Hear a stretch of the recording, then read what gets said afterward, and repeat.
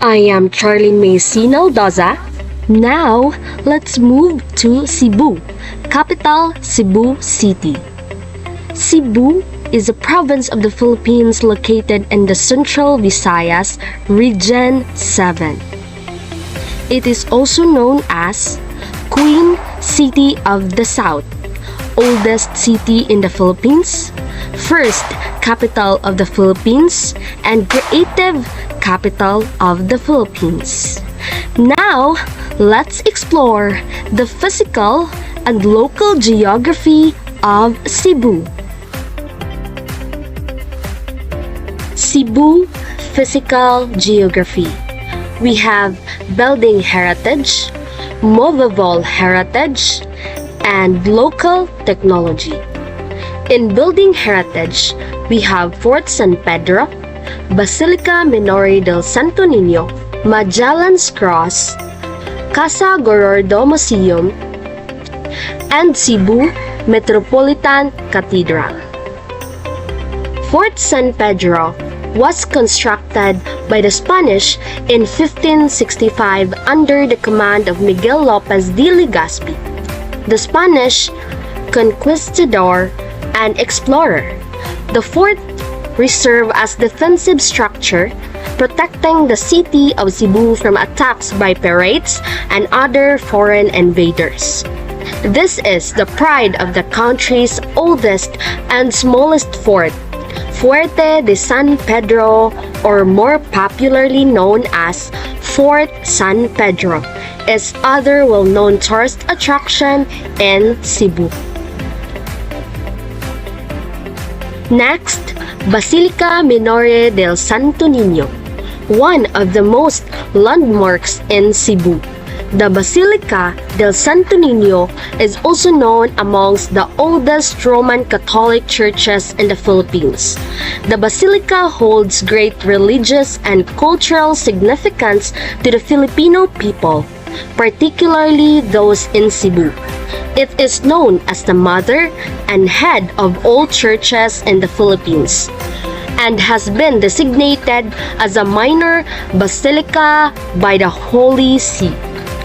The Basilica Minore del Santo Niño is focal point of the annual Sinologue Festival, a grand celebration that honors the Santo Niño and attracts millions of devotees and tourists each year.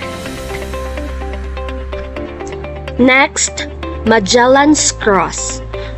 It is located near the Basilica Minore del Santo Niño.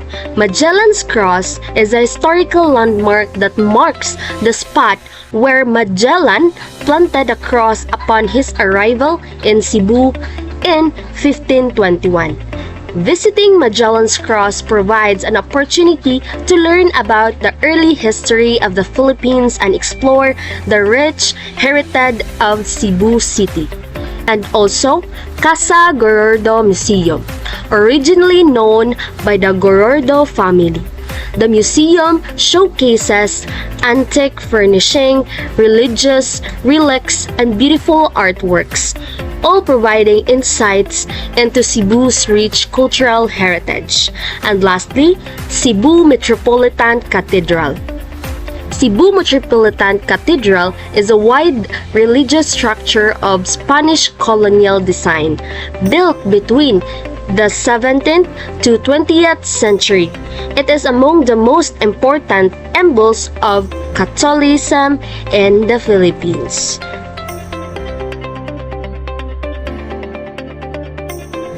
Next, physical geography is movable heritage in Cebu.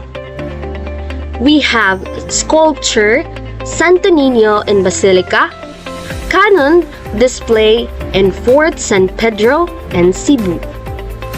First, Santo Niño sculpture in Basilica. Santo Niño de Cebu, a statue depicting the child Jesus, was found in 1565 by Spanish explorers led by Miguel Lopez de Legazpi. The image is the same statue given by Ferdinand Magellan to the wife of Raja Humabon as a gift 40 years after Humabon's baptism to Christianity. Next is Old Cannon display in Fort San Pedro in Cebu. The old cannon displayed in Fort San Pedro is believed to be one of the original cannons installed during the Spanish colonial era. These cannons were crucial in defending the fort and the city. They were used to repel attacks from sea and land and played a significant role in Cebu's defense system. Today, the old cannons serves as a historical artifacts and a reminders of Cebu's colonial history. And the last in the physical geography in Cebu is our local technology. We have lampara, palo-palo, mortar, and pestles. So these are the technology that we still use until now. And that's all for the physical geography. Now, let's move to local geography. The rise of local identity in Cebu. Cebu is a province in the Philippines consisting of the Cebu Islands and many other surrounding islands. Its name derivation has many alternative interpretations, but according to history, it was derived from the word Cebu, which means trade.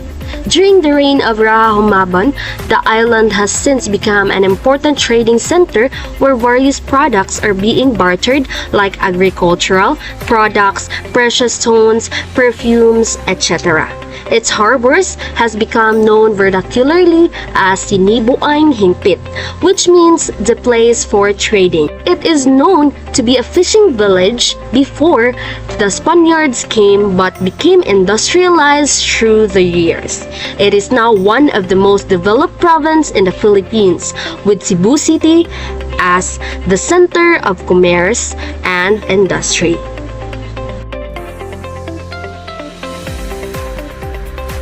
Next, natural heritage in Cebu.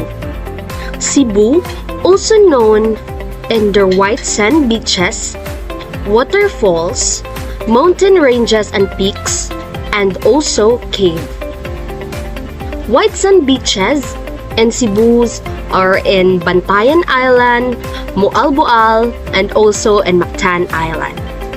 Waterfalls in Cebu's are Kawasan Falls in Bajan, Tumalog Falls in Oslob, Mantayupan Falls in Barili, and Cambais Falls in Alegria. One of the famous mountain ranges and peaks in Cebu are Osmeña Peak in Dalagit, Casino Peak in Daligit, and Mount Manungal in Balamban, and Mount Naupa in Naga. And lastly, famous cave in Cebu's are Ogtong Cave and Bantayan Island, known for its cool freshwater pool. Next are the dance festivals here in Cebu. First, Sinolog Festival. Second, Budbud Festival. Third, Camotes Festival. And lastly, Inasal or Halab Festival. Sinulog Festival is the Cebu City's most popular and grandest festival celebrated every third Sunday of January in honor of Santo Niño. Foreign and local tourists flock to Cebu City for this celebration and join in the procession and the Grand Mardi Gras. The highlight of this festivity is the street dancing. Budbud Festival. The town of Catmon is famous for its tasty budbud. Hence, the festival celebrated every 10th of February. The street dancing competition is participated by the different barangays and has its dance moves, the movements of making the budbud with the costumes in budbud concept. Next is Camotes Cassava Festival. Camotes Cassava Festival is a yearly celebration every second week of June in Camotes Island for a bountiful harvest where farmers display their various cassava-based products, share their varied technical experiences in producing and processing cassava products. And lastly, Inasal or Halad Festival, celebrated every October 14th to 15th, is about Talisay City's historical heritage and identity, promoting the city as an aqua and tourist hub through dancing as a thanksgiving offering to the city's patroness, the Santa Teresa de Avila. So, these are the music or songs that is known in Cebu. First, My Marana Girl by Heijo. So it's sung like this. Mauni ang akong kanta na para sa imuha at go and travel halfway around the world. My Marana Girl. Next song is Balay ni Mayang by Marian Dongog and Kyle Wong. Anhi ako diri sa balay, kay gimingaw na ko ni mo gamay. Ayaw na pagdugay-dugay, pagdali nag-anhikay. Next is Ha Ha Ha Hasula by Kurt Thick.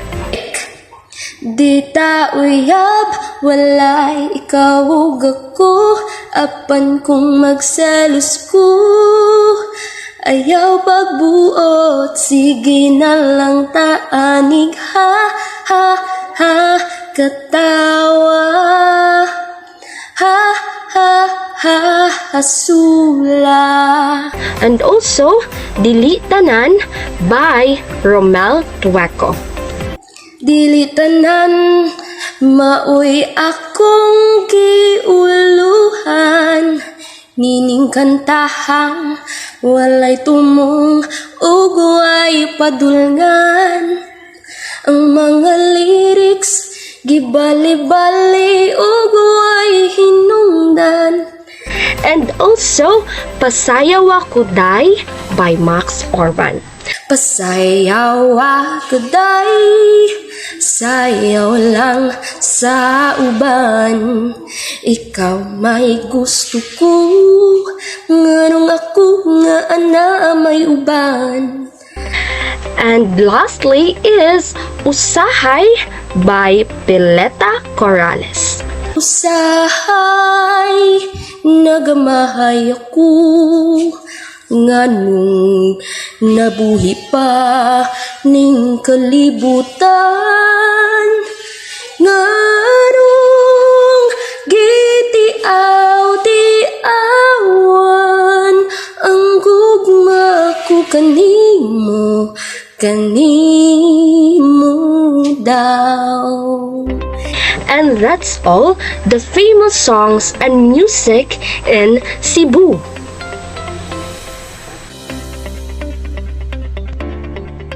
Next is rituals or ceremonies that held in Cebu's are Kadaugan sa Mactan, Rampada, and Garbo sa Lapu-Lapu.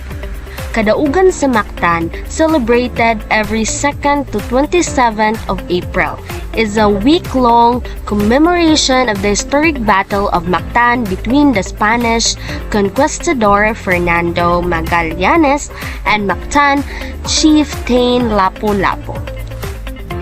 Next is Rampada. Rampada is technically based on the Mardi Gras of Brazil in terms of costumes and the beat of music. The only difference is that the story of Rampada of Lapu-Lapu depicts the story of victory and celebration of the people of Mactan Island, headed by Datu Lapu-Lapu and his wife Reyna Bulacna, from the colonization of the Spaniards. Since then, Rampada festivals became a yearly event of Lapu-Lapu City. And lastly, the Garbo sa Lapu-Lapu is one of many activities in line with annual festa celebration of Nuestra Señora Virgen de Regla, the patron saint of this city. A festive pursuit through dancing, showcasing the various products and assets of every barangay in Lapu-Lapu City. This considered one of the local and international tourist attraction. Next, language used in Cebu or Cebuano are also known as Bisaya. Local cuisine that is famous in Cebu are lechon, balbacoa, nilarang, binignit, utan Bisaya, and putong balanghoy.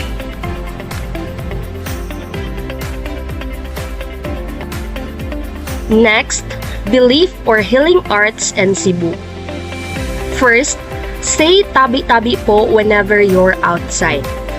Some Cebuanos will say tabi-tabi po whenever they enter an unfamiliar place in case evil entities are around the areas. It's basically like saying excuse me as a sign of respect so you don't get cursed. Next, say simba ko when talking about bad things. Simba ko is a local variation of knocking on woods. Many of the local believes that saying simba ko can prevent any untoward incident from happening. Truth be told. Next is anti-dumped. It's believed that if someone or something hits you in the head, or if you accidentally bump your head into something, your intelligence will most likely be affected. And also, the don't put your fingers at night. Many Cebuanos believe that trees have spirits or souls living in them. So if you accidentally point your fingers at the tree in the dark or night, you must bite the tip to avoid the string of bad luck.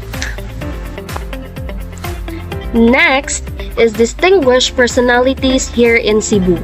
We have Chris Oy, Slater Young, Mateo Godicelli, Kim Chu, and also Ellen Adarna. And lastly is the local geography in Cebu. In March 1521, Magellan's voyage reached the Philippine soil where he met a few rulers or datos, as the Tagalog called them. Among them was Raha Humabon and his wife Reyna Amihan.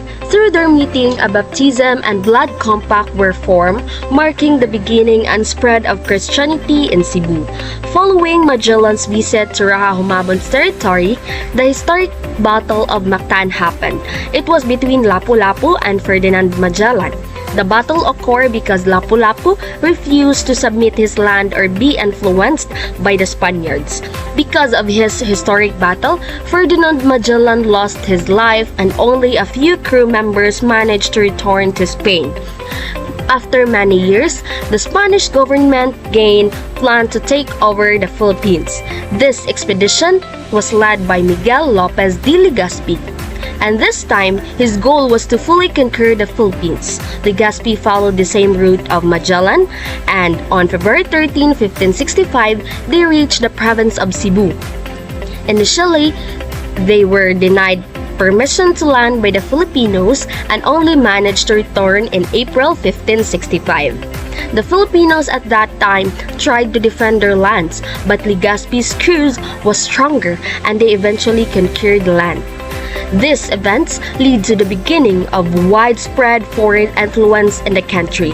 Christianity spread rapidly and the Spanish occupied the Philippines for a long time, exactly 333 years long.